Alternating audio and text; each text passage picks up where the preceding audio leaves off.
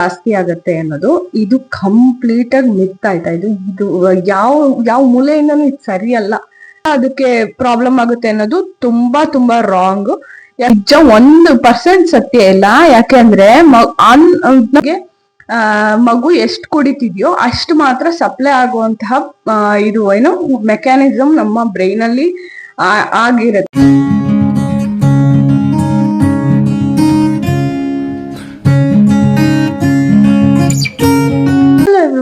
Welcome to ಪ್ರಕೃತಿ diaries. ಇವತ್ತಿನ ವಿಡಿಯೋದಲ್ಲಿ ನಾನು ಹೇಳಕ್ ಹೊರಟಿರೋದು ಬ್ರೆಸ್ಟ್ ಫೀಡಿಂಗ್ ಮಿತ್ಸ್ ಬಗ್ಗೆ. ದೇರ್ ಆರ್ 100 ಮಿತ್ಸ್ ಆಯ್ತಾ. ಅಂದ್ರೆ ನೀವು ಅದನ್ನ ಬ್ಲೈಂಡ್ ಆಗಿ ಕೆಲವರು ಫಾಲೋ ಮಾಡ್ತಾ ಇರ್ತಾರೆ. ಸೊ ಅದನ್ನ ಯಾಕೆ ಫಾಲೋ ಮಾಡ್ಬೇಕು ಅಥವಾ ಅದ್ ಸರಿನೋ ತಪ್ಪೋ ಈ ತರದ ವಿಷಯಗಳ ಬಗ್ಗೆ ಮಾತಾಡ್ತಾ ಇದ್ದೀನಿ. ಅಂಡ್ ಈ ಟೈಮಲ್ಲಿ ನಿಮ್ಗೆ ಅಥವಾ ನೀವು ಹಾಲು ಕುಡಿಸುವಂತಹ ತಾಯಿ ಆಗಿದ್ರೆ ನಿಮ್ಗೆ ತುಂಬಾ ಫ್ರಸ್ಟ್ರೇಷನ್ ಇರುತ್ತೆ. ಅಂಡ್ ಆಲ್ಸೋ ಮೆಂಟಲಿ ನೀವು ತುಂಬಾ ಡೌನ್ ಆಗಿರ್ತೀರಾ, ನಿದ್ದೆ ಇರಲ್ಲ, ಈ ತರ ಎಲ್ಲ ಸಮಸ್ಯೆಗಳಿರುತ್ತೆ. ಅಥವಾ ಆ ಟೈಮಲ್ಲಿ ನಿಮ್ಗೆ ಯಾರು ಹೇಳಿದ್ರು ಅದೇ ಸತ್ಯ ಅಂತ ಅನ್ನಿಸ್ಬೋದು. ಸೊ ಅದಕ್ಕೆ ಪ್ರಿಪೇರ್ ಆಗಕ್ಕೆ ಈ ವಿಡಿಯೋ ಮಾಡ್ತಾ ಇದ್ದೀನಿ. ಇಟ್ಸ್ ಒಂಥರ ನನ್ನ ಎಕ್ಸ್ಪೀರಿಯನ್ಸ್ ನ ಶೇರ್ ಮಾಡ್ತೀನಿ. ಅಂಡ್ ಆಲ್ಸೋ ನನ್ನ ಎಕ್ಸ್ಪೀರಿಯನ್ಸ್ ಅಲ್ಲಿ ನನಗಾದಂತ ಮಿತ್ಸ್ ಅಂದ್ರೆ ನಾನು ಕೆಲವು ಫಾಲೋ ಮಾಡಿರುವಂತಹ ಮಿತ್ಸ್ ಕೂಡ ಹೇಳ್ತೀನಿ, which you should not follow.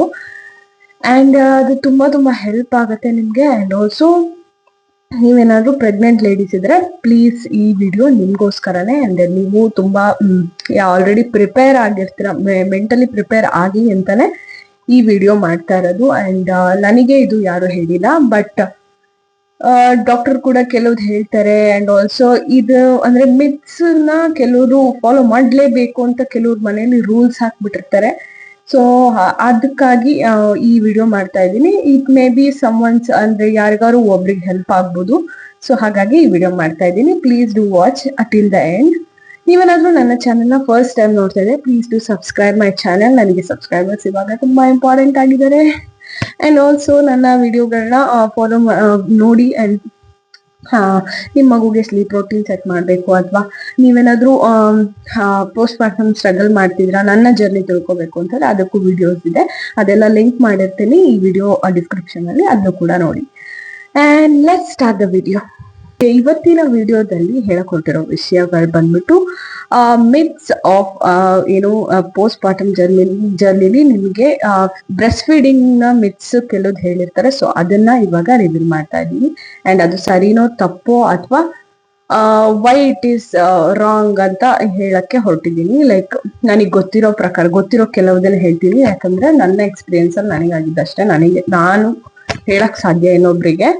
So ಅದನ್ನ ಹೇಳ್ತೀನಿ. ಸೊ ಅದರಲ್ಲಿ ಫಸ್ಟ್ ಒನ್ ಬಂದ್ಬಿಟ್ಟು ನೀನು ಹಾಲು ಕುಡಿದ್ರೆ ಮಗುಗೆ ಹಾಲು ಜಾಸ್ತಿ ಆಗತ್ತೆ ಅನ್ನೋದು ಇದು ಕಂಪ್ಲೀಟ್ ಆಗಿ ಮಿತ್. ಬಿಕಾಸ್ ಥಿಂಕ್ ಮಾಡಿ, ಈಗ ಹಸು ಹಾಲು ಕುಡಿದ್ಬಿಟ್ಟು ಅದು ಮಗುಗ್ ಹಾಲು ಕೊಡುತ್ತಾ? ನಾವು ಮನುಷ್ಯರ ಜಾತಿಯವ್ರು ಮಾತ್ರನೇ ಒಂದು ಪ್ರಾಣಿ ಹಾಲನ್ನ ತಗೊಂಡು ಕುಡಿತಾ ಇರೋದು, ಲೈಕ್ ಡಿಪೆಂಡೆಂಟ್ ಆಗಿರೋದು ನಾವು. ಸೊ ಆತರ ಯಾರು ಇಲ್ಲ. ಸೊ ನೀನ್ ಹಾಲು ಕುಡಿದ್ರೆ ನಿಂಗೆ ಹಾಲು ಜಾಸ್ತಿ ಬರುತ್ತೆ ಅನ್ನೋದು ಕಂಪ್ಲೀಟ್ ಮಿತ್ತು. ಅದನ್ನ ನಂಬಕ್ಕೆ ಹೋಗ್ಬೇಡಿ. ಹಾಲು ಕುಡೀರಿ, ಬಟ್ ಅದರಿಂದ ನಿನ್ ಹಾಲು ಜಾಸ್ತಿ ಆಗುತ್ತೆ ಅನ್ನೋದು ತುಂಬಾ ದೊಡ್ಡ ಮಿತ್ತು. ಅದನ್ನ ನಂಬಕ್ಕೆ ಹೋಗ್ಬೇಡಿ. ಯಾರು ಹೇಳಿದ್ರೆ ಸುಮ್ನೆ ಹೂ ಅನ್ಬಿಡಿ ಅಷ್ಟೇ. ಬಟ್ ಹಾಲು ಕುಡಿಯೋದ್ರಿಂದ ಹಾಲು ಜಾಸ್ತಿ ಆಗೋದು ಅನ್ನೋದು ಸರಿ, ಅದು ನಿಜವಾಗ್ಲೂ ರೈಟ್ ಅಲ್ಲ. ಓಕೆ. ಅಂಡ್ ಸೆಕೆಂಡ್ ಒನ್,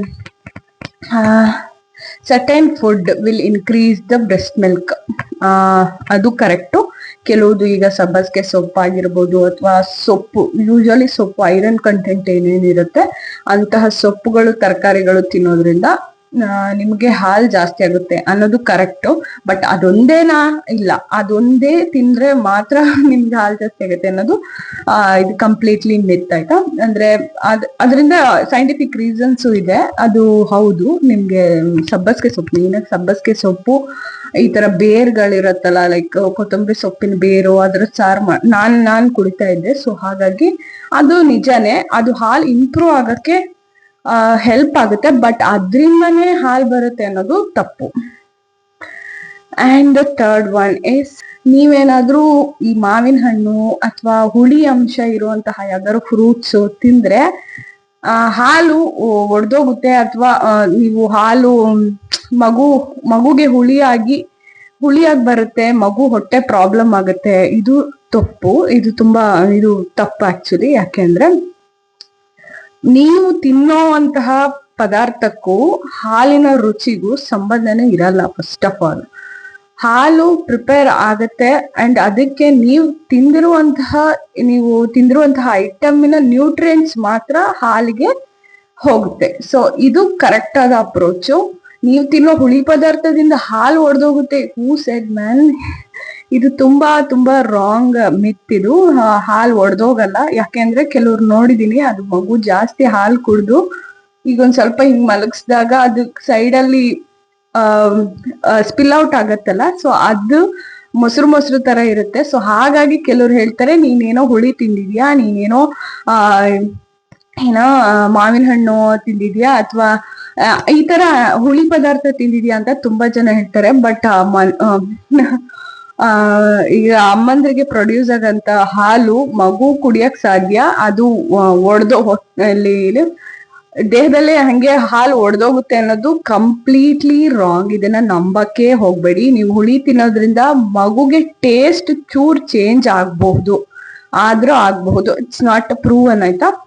ಆಗಬಹುದು. ಬಟ್ ಅದ್ರಿಂದ ಹಾಲು ಒಡೆದೋಗುತ್ತೆ ಅಂಡ್ ಮಗು ಪ್ರಾಬ್ಲಮ್ ಆಗುತ್ತೆ, ಇದೆಲ್ಲ ಸುಳ್ಳು. ಬಿಕಾಸ್ ನೀವೇನೋ ಮಾವಿನ ಹಣ್ಣು ತಿಂದಿದ್ದೀರಾ ಅಂತಂದ್ರೆ ಅದ್ರಲ್ಲಿರೋ ನ್ಯೂಟ್ರಿಯೆಂಟ್ಸ್ ಫುಲ್ ಹೋಗಿರುತ್ತೆ, ನಿಮ್ ಹಾಲಿಗೆ ಹೋಗಿರುತ್ತೆ. ಅದರಿಂದ ಮಗುಗೆ ತುಂಬಾ ನ್ಯೂಟ್ರಿಯೆಂಟ್ಸ್ ಸಿಕ್ಕಿರುತ್ತೆ. ಸೊ ಇದು ಆಕ್ಚುಲಿ ಕರೆಕ್ಟ್ ಅಪ್ರೋಚ್. ಅಂಡ್ ಇನ್ನೊಂದೇನು, ನಿಮಗೆ ಒಂದು 2-3 months ಆದ್ಮೇಲೆ ಹಾಲು ರೆಗ್ಯುಲೇಟ್ ಆಗತ್ತೆ, ಕಡಿಮೆ ಆಗಲ್ಲ, ರೆಗ್ಯುಲೇಟ್ ಆಗುತ್ತೆ. ಬಿಕಾಸ್ ನೀವು ಇನಿಷಿಯಲ್ ಸ್ಟೇಜಸ್ ಅಲ್ಲಿ ನೀವು ಹಾಲು ಕೊಡ್ತಾ ಇರುವಾಗ ಮಗುಗೆ ಗೊತ್ತಿರಲ್ಲ ಅದಕ್ಕೆ ಎಷ್ಟು ಬೇಕು, ಅಂಡ್ ನಿಮ್ ಬ್ರೈನ್ಗೂ ಗೊತ್ತಿರಲ್ಲ ಎಷ್ಟು ಪ್ರೊಡ್ಯೂಸ್ ಮಾಡ್ಬೇಕು ಹಾಲು ಅನ್ನೋದು ಗೊತ್ತಿರಲ್ಲ. ಸೊ ಡಿಮಾಂಡ್ ಹೇಗಿದೆ ಅನ್ನೋದು ಗೊತ್ತಿರಲ್ಲ ಬ್ರೈನ್ಗೆ. ಸೊ ಹಾಗಾಗಿ ಸಪ್ಲೈ ಓವರ್ಫ್ಲೋ ಆಗೋದು ಚಾನ್ಸಸ್ ಇದೆ. ಸೊ ಹಾಗಾಗಿ ಅದನ್ನ ಆಮೇಲೆ ಒಂದು 2 months ಆದ್ಮೇಲೆ ಅದು ರೆಗ್ಯುಲೇಟ್ ಆಗತ್ತೆ. ಅಂದ್ರೆ ನಿಮ್ಗೆ ಮಗು ಎಷ್ಟು ಕುಡಿತಿದ್ಯೋ ಅಷ್ಟು ಮಾತ್ರ ಸಪ್ಲೈ ಆಗುವಂತಹ ಮೆಕ್ಯಾನಿಸಮ್ ನಮ್ಮ ಬ್ರೈನ್ ಅಲ್ಲಿ ಆಗಿರುತ್ತೆ. ಸೊ ಆ ಟೈಮ್ ಅಲ್ಲಿ ನೀವು ಹಾಲ್ ಬರ್ತಿಲ್ಲ ಅಂತ ಅನ್ಕೊಳೋದು ಇಟ್ಸ್ ಅ ವೆರಿ ಬಿಗ್ ಮಿತ್, ಆಯ್ತಾ? ಆಕ್ಚುಲಿ ಮಗುಗೆ ಎಷ್ಟು ಬೇಕೋ ಅಷ್ಟು ಕರೆಕ್ಟ್ ಆಗಿ ಪ್ರೊಡ್ಯೂಸ್ ಆಗಕ್ಕೆ ನಿಮ್ಮ ಬ್ರೈನ್ ರೆಡಿ ಆಗಿರುತ್ತೆ. ಅಂಡ್ ಆಲ್ಸೋ ನಿಮಗೆ ಆ ಡಿಮ್ಯಾಂಡ್ ಅಂಡ್ ಸಪ್ಲೈ ಕರೆಕ್ಟ್ ಆಗಕ್ಕೆ 2 months ಬೇಕು. ಮೇ ಬಿ ಬಿಫೋರ್ ದಟ್ ನಿಮಗೆ ಓವರ್ಫ್ಲೋ ಆಗೋದು ಅಥವಾ ಲಂಪ್ಸ್ ತರ ಅನ್ಸೋದು, ನಿಮ್ಗೆ ಹೆವಿನೆಸ್ ಅನ್ಸೋದು ಎಲ್ಲ ಕಾಮನ್ ಇರುತ್ತೆ. ಸೊ ಅದಾದ್ಮೇಲೆ ಒಂದು 2 months ಆದ್ಮೇಲೆ ನಿಮಗೆ ಒಂಥರ ಆ ತರ ಇರಲ್ವಲ್ಲ, 2 months ಇದ್ದ ತರ 3rd month ಇರಲ್ವಲ್ಲ. ಸೊ ಹಾಗಾಗಿ ನಿಮಗೆ ಅನ್ನಿಸ್ಬೋದು ಲೈಕ್ ಹಾಲ್ ಕಡಿಮೆ ಆಗಿದೆ ಅಂತ. But it is not right. ಯಾಕೆ ಅಂದ್ರೆ ಅದು ರೆಗ್ಯುಲೇಟ್ ಆಗಿರುತ್ತೆ. ನಿಮಗೆ ಮಗುಗೆ ಎಷ್ಟು ಬೇಕೋ ಅಷ್ಟು ಸಪ್ಲೈ ಆಗಕ್ಕೆ ಕರೆಕ್ಟ್ ಆಗಿ ಬರ್ತಾ ಇರುತ್ತೆ. ನೀವ್ ಎಷ್ಟು ಕೊಡ್ತೀರಾ ಅದಕ್ಕೆ ಬ್ರೈನ್ ಆಲ್ರೆಡಿ ಪ್ರಿಪೇರ್ ಆಗ್ಬಿಟ್ಟಿರುತ್ತೆ. ಸೊ ಡಿಮ್ಯಾಂಡ್ ಇಷ್ಟಿದೆ, ಸಪ್ಲೈ ಇಷ್ಟ ಆಗ್ಬೇಕು ಅನ್ನೋದು ಪ್ರಿಪೇರ್ ಆಗಿರುತ್ತೆ. ಸೊ ಅದನ್ನ ನೋಡಿ ಕೆಲವ್ರು ಭಯ ಪಟ್ಕೊಂಡು ಡಾಕ್ಟರ್ ಹತ್ರ ಹೋಗಿ ಇನ್ ಕೇಸ್ ಅವರು ಕೂಡ ಇದನ್ನೇ ಹೇಳ್ತಾರೆ. ಅಂತ ಪ್ರಾಬ್ಲಮ್ ತುಂಬಾ ಅನ್ಸ್ತಿದ್ರೆ ನೀವು ಹೋಗಿ. ಬಟ್ ಅದು ಆತರ ಆಗಲ್ಲ. ನಿಮಗೆ ಚೆನ್ನಾಗಿ ಫ್ಲೋ ಇತ್ತು ಅಂತಂದ್ರೆ ಅದು ರೆಗ್ಯುಲೇಟ್ ಆದಾಗ ನಿಮಗೆ ಅನ್ಸೋದು ಕಾಮನ್. ನೆಕ್ಸ್ಟ್ ಇನ್ನೊಂದು ಮಿತ್ ಅಂತಂದ್ರೆ ಮಗು ಅತ್ತಾಗೆಲ್ಲ ಹಾಲು ಕುಡಿಸ್ಬೇಕು, ಮಗು ಅಳದು ಆ ಹಾಲಿಗೆ ಮಾತ್ರ ಅಂತ ಅನ್ಕೊಂಡ್ಬಿಟ್ಟಿರ್ತಾರೆ. ಕೆಲವು ತುಂಬಾ ವಯಸ್ಸಾದವರು ಅಂತವರೆಲ್ಲ ಇದ್ರೆ ಹಾಲು ಕುಡ್ಸಿಲ್ಲ ನಿಮ್ಗೆ, ನೀವು ಹಾಲು ಕುಡ್ಸಿಲ್ಲ ಅಂತ ತುಂಬಾ ನಿಮಗೆ ಅಂತ ಇರ್ತಾರೆ. But it is not right. ಮಗು ಹಾಲಿಗೆ ಮಾತ್ರ ಅಳಲ್ಲ. ಬಿಕಾಸ್ ಮಗು ಗೊತ್ತಿರೋದು ಒಂದೇ ಒಂದು ಕಮ್ಯುನಿಕೇಶನ್, ಅಳೋದು. ಅದು ನಿಮ್ಗೆ ಮಾತಾಡ್ಸಕ್ ಆಗಲ್ಲ ಅಂಡ್ ನಿಮ್ಮನ್ನ ನಗಕ್ ಬರಲ್ಲ, ಎಲ್ಲ ಆಗ್ತಿರುತ್ತೆ. ಸೊ ಹಾಗಾಗಿ ಅದಕ್ಕೆ ಒಂದೇ ಕಮ್ಯುನಿಕೇಶನ್ ಗೊತ್ತಿರೋದು, ಅಳದು. ಇದು 3 ಮೇನ್ ರೀಸನ್ಗೆ ಅಳತ್ತೆ. ಒಂದು ಡಿಸ್ಕಂಫರ್ಟ್, ಡೈಪರು ಈ ತರ ಪ್ರಾಬ್ಲಮ್ಗೆ, ಇನ್ನೊಂದು ಹೊಟ್ಟೆ ಕಾಲಿಕ್ ಇದ್ದಾಗ, ಇನ್ನೊಂದು ಹಸ್ವಾದ, ಅಂಡ್ ನಿದ್ದೆ ಬರಕ್ ಅಳದು. ನ್ಯೂ ಬಾರ್ನ್ಸ್ ಯೂಶಲಿ ನಿದ್ದೆ ಬರಕ್ ಅಳಲ್ಲ, ಮೇಲೆ ನಿದ್ದೆ ಮಾಡ್ತಾರೆ. ಸೊ ನೀವು ನಿದ್ದೆ ಮಾಡಕ್ಕೆ ಅಳೋದು ಈ 1 ವರ್ಷದ ಮೇಲ್ ಇರ್ತಾರಲ್ಲ, ಸೊ ಅವರು ಒಂದ್ 8 months ಆ ತರ ಎಲ್ಲ ಇದ್ದಾಗ ಒಂದ್ ಸ್ವಲ್ಪ ಕ್ರಾಂಕಿಯಾಗಿ ಅಳಕ್ ಶುರು ಮಾಡ್ತಾರೆ. ಸೊ ಮೇನ್ ಆಗಿ ರೀಸನ್ ಯಾಕೆ ಮಗು ಅಳ್ತಿದೆ ಅಂತ ಫಸ್ಟ್ ನೋಡ್ಬೇಕಾಗಿರೋದು ನೀವು, ಒಂದು ಡೈಪರ್ ಅಥವಾ ಏನಾದ್ರು ಮಾಡ್ಕೊಂಡಿರ್ಬೋದು, ಅಥವಾ ಸುಸು ಜಾಸ್ತಿ ಆಗಿರ್ಬೋದು, ಅಥವಾ ಅದಕ್ಕೆ ನಾವು ಡಿಸ್ಕಂಫರ್ಟ್ ಫೀಲ್ ಆಗ್ತಿರ್ಬೋದು ಅದು. ಅಂಡ್ ಅನದರ್ ಒನ್ ಇಸ್ ಹಸು. ಆ ಟೈಮಲ್ಲಿ ಹಾಲು ಕುಡಿಯಕ್ಕೆ, ಅಂಡ್ ಹಾಲು ಕುಡಿದ್ಮೇಲೂ ಅಳ್ತಾ ಇದೆ ತುಂಬಾ ಅಂತಂದ್ರೆ ಅದಕ್ಕೆ ಅಲ್ಲಿ ವಾತಾವರಣ ಇಷ್ಟ ಆಗ್ತಿರಲ್ಲ. ಅದು ಒಂದ್ ಸ್ವಲ್ಪ ಫ್ರೆಶ್ ಏರು ಅಥವಾ ಹೊರಗಡೆ ಜಾಗ ಚೇಂಜ್ ಮಾಡಿದಾಗ ಅದು ತುಂಬಾ ತುಂಬಾ ಕಾಮ್ ಆಗುತ್ತೆ. ಇದು ನನ್ನ ಎಕ್ಸ್ಪೀರಿಯನ್ಸ್, ನಾನು ಹೇಳ್ತಿರೋದು. ಜಾಗ ಚೇಂಜ್ ಮಾಡಿದಾಗ ಒಂದೇ ಜಾಗದಲ್ಲಿ ಇರಕ್ಕೆ ಮಗುಗೂ ಇಷ್ಟ ಆಗಲ್ಲ. ಸೊ ಇಟ್ ಕೆನಾಟ್ ಕಮ್ಯುನಿಕೇಟ್ ನನ್ ಬೇರೆ ಕಡೆ ಕರ್ಕೊಂಡು ಹೋಗು ಅಂತ. ಸೊ ಅದು ಒಂದು ರೀಸನ್ ಇರುತ್ತೆ. ಅಂಡ್ ಒಂದು ಬಾಯಾರಿಕೆ ಆಗಿರೋದು, ಈ ತರ ರೀಸನ್ ಇರುತ್ತೆ. ಬಾಯಾರಿಕೆ, ಹಸುವು ಇಂಥದಕ್ಕಿರುತ್ತೆ. So it's not complicate. ಅಂದ್ರೆ ಈಗ ಮಗು ಅಳದೆ ನಿಮ್ಗೆ ಹಸುವಾಗಿರೋದಕ್ಕೆ ಹಾಲು ಕುಡಿಸಲೇಬೇಕು ಅತ್ತಾಗೆಲ್ಲ ಅನ್ನೋದು ಮಿತ್ತು. ಮಲಗಿಸ್ಕೊಂಡು ಹಾಲು ಕುಡಿಸ್ಬಾರ್ದು ಅನ್ನೋದೊಂದಿದೆ. ಲೈಕ್ ನಿಮಗೆ ಡಾಕ್ಟರ್ಗಳು ತುಂಬಾ ಹೈಫೈ ಇದ್ದವರು ಹೇಳ್ತಾರೆ ಮಲಗಿಸ್ಕೊಂಡು ಹಾಲು ಕುಡಿಸ್ಬಾರ್ದು ಅಂತ. ಇದು ನಾನ್ ಮಾಡಿದ ಮಿಸ್ಟೇಕು. ಲೈಕ್ 4 months ತನಕನು 4-5 months ತನಕನು ನಾನು ಎದ್ಬಿಟ್ಟು ಹಂಗ್ ಕುಡಿಸ್ತಾ ಇದ್ದೆ ರಾತ್ರಿ ಹೊತ್ತು. So it is so irritating. ರಾತ್ರಿ ನಿದ್ದೆನೂ ಆಗ್ತಾ ಇರಲ್ಲ, ಏನೂ ಆಗ್ತಾ ಇರಲ್ಲ. ಸೊ ನ್ಯೂ ಬಾರ್ನ್ ಇದ್ರೆ ನಿಮಗೆ ಮಿಲ್ಕ್ ಅಂದ್ರೆ ಓವರ್ಫ್ಲೋ ಆಗ್ತಾ ಇದ್ರೆ ಆ ಟೈಮಲ್ಲಿ ಮಾತ್ರ ಕುತ್ಕೊಂಡ್ ಹಾಲು ಕುಡಿಸಿ. ಯಾಕಂದ್ರೆ ಮಗು ಗೊತ್ತಾಗಲ್ಲ ಎಷ್ಟು ಕುಡಿದಿದೆ ಅಂತ. ಅಂದ್ರೆ ನೀವು ನಿದ್ದೆ ಮಾಡೋ ಚಾನ್ಸಸ್ ಇದೆ ಅನ್ನುವಾಗ ಮಾತ್ರ ಆಗ ನೀವು ಮಲಗಿಸಿ ಕುಡಿಸ್ಬಾರ್ದು. ಅದರ್ ದೆನ್ ದಟ್ ಆಮೇಲೆ ನೀವು ಒಂದು 2 months ಆದ್ಮೇಲೆ, ಒಂದು ರೆಗ್ಯುಲೇಟ್ ಅಂತ ಆದ್ಮೇಲೆ, ಮಿಲ್ಕ್ ಪ್ರೊಡಕ್ಷನ್ ರೆಗ್ಯುಲೇಟ್ ಆದ್ಮೇಲೆ ನೀವು ಮಲಗಿಸ್ಕೊಂಡು ಹಾಲು ಕುಡಿಸಿದ್ರು ಕೂಡ ಇಟ್ಸ್ ಗುಡ್. ಯಾಕೆಂದ್ರೆ ಮಗುಗೆ ಒಂದು ಪೊಸಿಷನ್ ಅಂತ ಇರುತ್ತೆ. ಸೊ ಅದು ಕೂಡ ಮೇಂಟೈನ್ ಮಾಡ್ಬೋದು. ಅಂಡ್ ನೀವು ಕೂಡ ನಿದ್ದೆನೂ ಮಾಡ್ಬೋದು. ಅಂಡ್ ಮೇಕ್ ಶೋರ್ ಅದ್ರ ಮೂಗ್ ಮುಚ್ತಾ ಇಲ್ಲ ಅನ್ನೋದನ್ನ ಮೇಕ್ ಶೋರ್ ಮಾಡ್ಕೊಳ್ಳಿ. ಅಂಡ್ ಆ ಟೈಮ್ಗೆ ಆಕ್ಚುಲಿ ನಿಮಗೆ ಎಲ್ಲ ಪ್ರಾಪರ್ ನಿಮಗೆ ಗೊತ್ತಾಗ್ಬಿಟ್ಟಿರುತ್ತೆ. ಸೊ ಹಾಗಾಗಿ ನಾನು ಇದ್ ಮಾಡಿದ ಮಿಸ್ಟೇಕ್ ಅನ್ನೋದ್ಕಿಂತ ಇರ್ಬೋದು ಪ್ರಾಬ್ಲಮ್. ಲೈಕ್ ಮಲಗಿಸಿ ಕುಡಿಸ್ಬಾರ್ದು ಅನ್ನೋದು ಸರಿ ಇರ್ಬೋದು. But some time I feel ತುಂಬಾ 4 ತಿಂಗಳು 5 ತಿಂಗಳ ತನಕನೂ ನಾನು ಮಾಡಬಾರ್ದಿತ್ತು ಅಂತ ಅನ್ನಿಸ್ತು. ಸೊ ಹಾಗಾಗಿ ಶೇರ್ ಮಾಡಿದ್ದು. 1 year ನಿಮ್ಮ ಹಾಲಿನ ಕ್ವಾಲಿಟಿ ಕಡಿಮೆ ಇರುತ್ತೆ, ನ್ಯೂಟ್ರಿಯೆಂಟ್ಸ್ ಕಡಿಮೆ ಇರುತ್ತೆ ಅಂತ. So this is a very big myth. ಹಾಲು ಯಾವಾಗ್ಲೂ ಹಾಲೇ. ಲೈಕ್ ನೀವೇನ್ ತಿಂತಿರೋ ಅದ್ರ ಕ್ವಾಲಿಟಿ ಅಂದ್ರೆ ಅದ್ರ ಬೇಸ್ ಮೇಲೆ ಅದ್ರ ನ್ಯೂಟ್ರಿಯೆಂಟ್ಸ್ ಹಾಲಿಗೆ ಆಡ್ ಆಗುತ್ತೆ. ನೀವು ಚೆನ್ನಾಗಿರೋ ನ್ಯೂಟ್ರಿಯೆಂಟ್ಸ್ ಎಲ್ಲ ನ್ಯೂಟ್ರಿಯೆಂಟ್ ಇರುವಂತ ಫುಡ್ ತಗೊಳ್ತಾ ಇದ್ರೆ ಅದು ಆಡ್ ಆಗುತ್ತೆ. ಬಟ್ 1 ವರ್ಷ ಆದ್ಮೇಲೆ ಹಾಲು ನ್ಯೂಟ್ರಿಯೆಂಟ್ಸ್ ಕಳ್ಕೊಳ್ಳುತ್ತೆ ಅನ್ನೋದು ತಪ್ಪು. ಬಿಕಾಸ್ ಅದೇನು ಹೊರಗಡೆ ಮ್ಯಾನುಫ್ಯಾಕ್ಚರ್ ಮಾಡೋದೆಲ್ಲ ನಮ್ ಬಾಡಿಲೇ ಪ್ರಿಪೇರ್ ಆಗೋದು. ಸೊ ಅದೇ ತರನೇ ಇರೋದು. ಬಿಗ್ಗೆಸ್ಟ್ ಮಿತ್ ಅಂತಂದ್ರೆ ನಿಮಗೆ ಹುಷಾರಿಲ್ಲ ಅನ್ನುವಾಗ ನೀವು ಹಾಲು ಕುಡ್ಸಿದ್ರೆ ಆ ಮಗುಗೆ ಹುಷಾರಿಲ್ಲ ಆಗತ್ತೆ ಬಿಕಾಸ್ ಆಫ್ ಹಾಲ್ ಕುಡ್ಸೋದ್ರಿಂದ ಮಗುಗ್ ಬರುತ್ತೆ ಅನ್ನೋದು ವೆರಿ ಬಿಗ್ ಮಿತ್ ಆಯ್ತಾ ಇದು. ಯಾಕೆ ನಾನು ನಂಬ್ಕೊಂಡಿದ್ದೆ ಇದನ್ನ. ನಮಗ್ ಹುಷಾರಿಲ್ಲ ಅಂತಂದ್ರೆ ನಮಗ್ ಹುಷಾರಿಲ್ಲ ಅಂದ್ರೆ ಮಗುಗ್ ಹುಷಾರಿಲ್ಲ ಆಗತ್ತೆ. ಯಾಕೆ ಅಂತಂದ್ರೆ ನಾವು ಸ್ವಲ್ಪ ಸ್ನೀಸ್ ಮಾಡ್ತಿರ್ತೀವಿ, ಹಂಗಾಗಿ ಮಗು ಕಾಂಟ್ಯಾಕ್ಟ್ ಅಲ್ಲಿ ಇರ್ತೀವಿ. ಸೊ ಹಾಗಾಗಿ ಆಗ್ಬೋದು. But it is not because of ಹಾಲ್ ಆಯ್ತಾ. ಹಾಲಿಂದ ಅದಕ್ಕೆ ಪ್ರಾಬ್ಲಮ್ ಆಗುತ್ತೆ ಅನ್ನೋದು ತುಂಬಾ ತುಂಬಾ ರಾಂಗ್.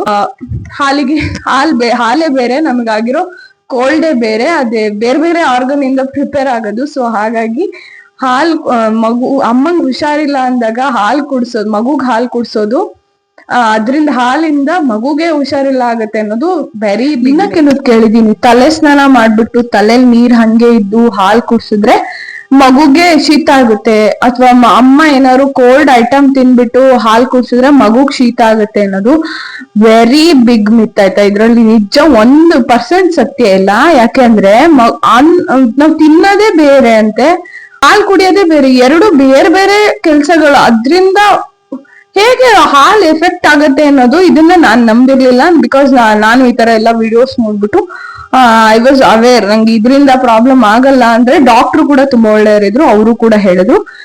ಸೊ ಮಗುಗೆ ನೀವ್ ತಿನ್ನೋ ಕೋಲ್ಡ್ ಐಸ್ ಕ್ರೀಮ್ ಇಂದನೋ ಅಥವಾ ಏನೋ ನೀವ್ ತಿನ್ನೋ ಕೋಲ್ಡ್ ಐಟಮ್ ಇಂದನೋ ಅಥವಾ ಯಾವ್ದೋ ಫ್ರೂಟ್, ಈ ಆರೆಂಜ್ ಶೀತ ಬಂದ್ಬಿಡ್ತು, ಒಂದು ಶೀತ ಬರುತ್ತೆ ಆರೆಂಜ್ ತಿಂದ್ರೆ, ಇದೆಲ್ಲ ವೆರಿ ಬಿಗ್ ಮಿತ್. ಅದಕ್ಕೆ ಮಗುಗ್ ಬಂದ್ಬಿಡುತ್ತೆ ಅನ್ನೋದು. ಮಗುಗೆ ಹಾಲಿಂದ ಬರೋದು ಬರೀ ನ್ಯೂಟ್ರಿಯೆಂಟ್ಸ್ ಅಷ್ಟೇ. ನೀವ್ ಏನ್ ತಿಂತಿರೋ ಅದ್ರ ನ್ಯೂಟ್ರಿಯೆಂಟ್ಸ್ ಹಾಲಿಗೆ ಆಡ್ ಆನ್ ಆಗುತ್ತೆ ಅಷ್ಟೇ. ಬಿಟ್ರೆ ಅದಕ್ಕೆ ಹುಳಿ ಆಗುತ್ತೆ. ನೀವು ಖಾರ ತಿಂದ್ರೆ ಖಾರ ಬರುತ್ತೆ. ಅದು ಬಾರಿ ಅಂದ್ರೆ ವೆರಿ ಬಿಗ್ ಮಿತ್ ಅದು. ಖಾರ ಹುಳಿ ಎಲ್ಲ ಬರ್ಬೋದು ಇನ್ ಅ ಸ್ಮಾಲ್ ಎಕ್ಸ್ಟೆಂಟ್, ಅದು ಎಫೆಕ್ಟ್ ಆಗದಿರೋ ರೀತಿಯಲ್ಲಿ. ಇನ್ ಕೇಸ್ ಆತರ ಬಂದ್ರುನು ಇಟ್ಸ್ ವೆರಿ ಗುಡ್. ಯಾಕೆ ಅಂತಂದ್ರೆ ಅದು 6 months ಆದ್ಮೇಲೆ ಬೇಬಿ ಸಾಲಿಡ್ ತಿನ್ನಕ್ ಶುರು ಮಾಡ್ತಾರೆ, ಅವಾಗ ಒಂದು ಟೇಸ್ಟ್ ಗೊತ್ತಿರುತ್ತೆ ಅಂತ ಆ ತರ ಮೈಂಡ್ ಸೆಟ್ ಅಲ್ಲಿ ಅಟ್ಲೀಸ್ಟ್ ನೀವು ಪ್ರಿಪೇರ್ ಆಗ್ಬೋದು. ಆಕ್ಚುಲಿ ಹೌದು, ಆ ರುಚಿ ಬಂದ್ರೂ ಕೂಡ ಅದು 6 months ಆದ್ಮೇಲೆ ಎಲ್ಲಾ ಫುಡ್ಗೂ ಬೇಗ ಅಡ್ಜಸ್ಟ್ ಆಗ್ತಾರೆ ಅನ್ನೋದು ಸತ್ಯ, ನಂಗ್ ಗೊತ್ತಿರೋ ಹಾಗೆ. ಸೊ ಇದರ ಕೆಲವು ಎಷ್ಟೊಂದು ಮಿತ್ಸ್ಗಳು ನಿಮ್ಮ ಸುತ್ತಮುತ್ತನೂ ಇರುತ್ತೆ, ಅದನ್ನು ಕೂಡ ಕಮೆಂಟ್ ಮಾಡಿ ಹೇಳಿ ಏನೇನು ಅಂತ. ತುಂಬಾ ಅದಕ್ಕೆ ತಲೆ ಬುಡ ಇಲ್ದಿರೋಂತಹ ಮಿತ್ಸ್ ಇದಾವೆ ಹಳ್ಳಿ ಕಡೆ ಎಲ್ಲ ನೋಡ್ಬಿಟ್ರೆ. ಸೊ ಇಂಥ ಮಿತ್ಸ್ ನಿಮ್ಗೂ ಗೊತ್ತಿದ್ರೆ ನೀವು ಕಮೆಂಟ್ ಮೂಲಕ ತಿಳಿಸಿ. ನೀವೇನಾದ್ರೂ ಫಸ್ಟ್ ಟೈಮ್ ನನ್ನ ವಿಡಿಯೋ ನೋಡ್ತಾ ಇದ್ರೆ please do subscribe my channel. And ಈ ವಿಡಿಯೋ ಹೇಗೆ ಅನಿಸ್ತು ಅಂತ ಕಮೆಂಟ್ ಮಾಡಿ ತಿಳಿಸಿ. ಅಂಡ್ ನಿಮ್ಗೆ ಇಷ್ಟ ಆಗಿದ್ರೆ ಲೈಕ್ ಮಾಡಿ, ಇಷ್ಟ ಆಗಿಲ್ಲ ಅಂದ್ರೆ ಡಿಸ್ಲೈಕ್ ಕೂಡ ಮಾಡ್ಬೋದು. And thank you so much for watching and bye.